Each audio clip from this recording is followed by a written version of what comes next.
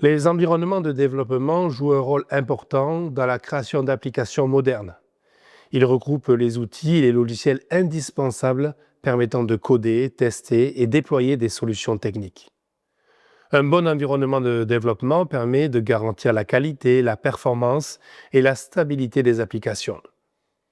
L'objectif principal de ce cours va vous être de fournir une base solide sur les environnements de développement en abordant les outils clés et les pratiques fondamentales.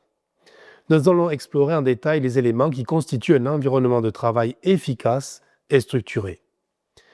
Dans ce cours, nous allons détailler les composants essentiels, comprendre les différentes catégories d'environnement, identifier les problèmes récurrents et leurs solutions, et enfin explorer les meilleures pratiques pour optimiser votre espace de travail technique. L'objectif du cours sera le suivant, c'est de comprendre les concepts de base des environnements de développement, d'identifier les différentes composantes et leur rôle dans la productivité, de découvrir les bonnes pratiques pour éviter les erreurs courantes, et enfin explorer les différents types d'environnements adaptés aux besoins techniques. Voyons pourquoi un environnement de développement est très important. Un environnement de développement bien configuré va accroître votre productivité tout en réduisant les erreurs et en facilitant le travail des développeurs. Il constitue une base stable pour le codage, le test et l'exécution des applications.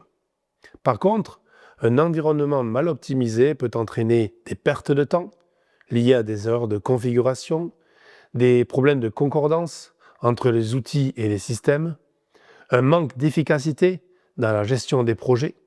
Par contre, un environnement bien configuré va vous permettre une automatisation des tâches, celles qui sont répétitives, comme par exemple le formatage, la correction des erreurs de code, une meilleure organisation des projets tout en garantissant une structure cohérente, une exécution fluide des applications et une maintenance simplifiée.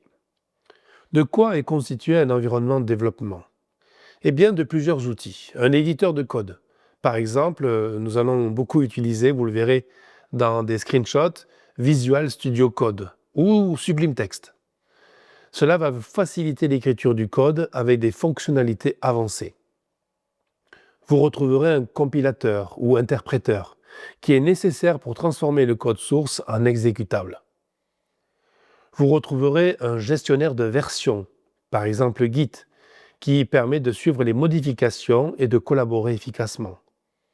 Vous avez aussi un terminal ou ligne de commande qui est utilisé pour exécuter des commandes et gérer des scripts. Et enfin, un gestionnaire de dépendances.